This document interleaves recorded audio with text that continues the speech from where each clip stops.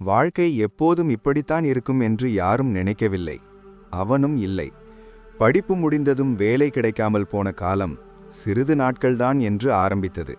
ஆனால் அந்த சிறிது நாட்கள் மாதங்களாகவும் மாதங்கள் வருடங்களாகவும் மாறின. ஒவ்வொரு நாளும் காலையிலேயே எழுந்து வேலை தேடுவது, மாலையில் திரும்பும்போது மனம் முழுக்க சோர்வு நிறைந்திருப்பது, இதுதான் அவனின் தினசரி வாழ்க்கை. வீட்டில் யாரும் வெளிப்படையாக எதுவும் சொல்லவில்லை. ஆனால் அம்மாவின் கண்களில் தெரிந்த கவலை, அப்பாவின் மௌனம் அதைவிட அதிகமாக காயப்படுத்தியது. நண்பர்கள் மெதுவாக தொடர்பை குறைத்தார்கள். ஆரம்பத்தில் பிஸி என்றார்கள். பிறகு அழைப்புகளே இல்லாமல் போனது. வாழ்க்கையில் தனிமை என்ற ஒன்று சத்தமில்லாமல் வந்து கார்த்திக்கின் மனதில் குடியிருந்தது. ஒரு நாள் நண்பனின் திருமணத்திற்கு கார்த்திக் போனான். ஒரு காலத்தில் அவனுடன் சேர்ந்து கனவுகள் பேசியவர்கள் இப்போது வேறு உலகத்தில் இருந்தார்கள். இவன் என்ன பண்றான் என்ற பார்வை வார்த்தை இல்லாமல் அவனை நசுக்கியது. யாரோ ஒருவன் சாதாரணமாக சொன்ன அந்த ஒரு வரி, இன்னும் செட்டில் ஆகலையாம் என்று கார்த்திக்குள் பல நாட்களாக சேர்ந்திருந்த வழியை ஒரே நொடியில் உடைத்தது. அந்த இரவு வீட்டுக்கு திரும்பாமல் ஒரு பேருந்து நிறுத்தத்தில் நீண்ட நேரம் உட்கார்ந்திருந்தான். சுற்றிலும் மனிதர்கள் இருந்தாலும் அவன் மனம் முழுக்க வெறுமை. வாழ்க்கை தன்னை ஏன் இப்படி தேர்வு செய்தது என்ற கேள்வி மீண்டும் மீண்டும் அவன் மனதில் ஓடியது.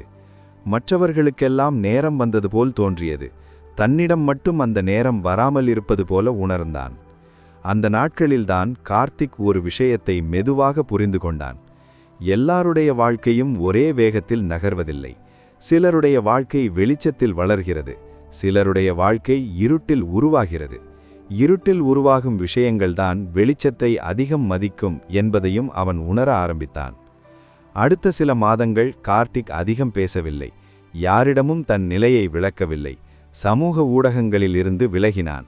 தினமும் காலையில் எழுந்து தன்னால் முடிந்ததை அமைதியாக செய்ய ஆரம்பித்தான். பெரிய கனவுகள் இல்லை, பெரிய திட்டங்களும் இல்லை.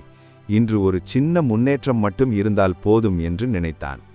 பல நாட்கள் எந்த மாற்றமும் தெரியவில்லை. அதே தோல்வி, அதே நிராகரிப்பு.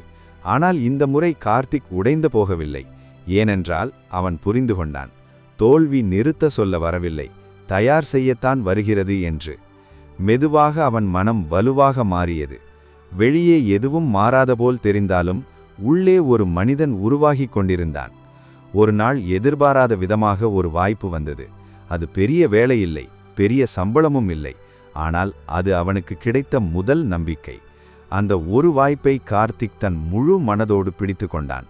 அந்த நாளிலிருந்து அவன் வாழ்க்கை திடீரென்று மாறவில்லை, ஆனால் மெதுவாக நிலைத்தது. ஒரு வருடம் கழித்து கார்த்திக்கின் முகத்தில் ஒரு அமைதி இருந்தது. அவனை முன்பு கவனிக்காதவர்கள் இப்போது அவன் மாற்றத்தை கவனித்தார்கள். நீ ரொம்ப சேஞ்ச் ஆயிட்ட என்று சொன்னார்கள். கார்த்திக் சிரித்தான். ஏனென்றால் அந்த சேஞ்ச் எத்தனை இரவுகள், எத்தனை வழிகள், எத்தனை அமைதியான போராட்டங்களின் விளைவு என்பதை அவன் மட்டுமே அறிவான்.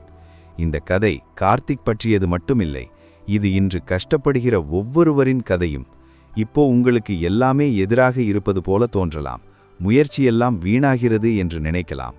ஆனால் நினைவில் வைத்துக் கொள்ளுங்கள், உங்கள் வாழ்க்கை உங்களை புறக்கணிக்கவில்லை, உங்களை உருவாக்கி கொண்டிருக்கிறது.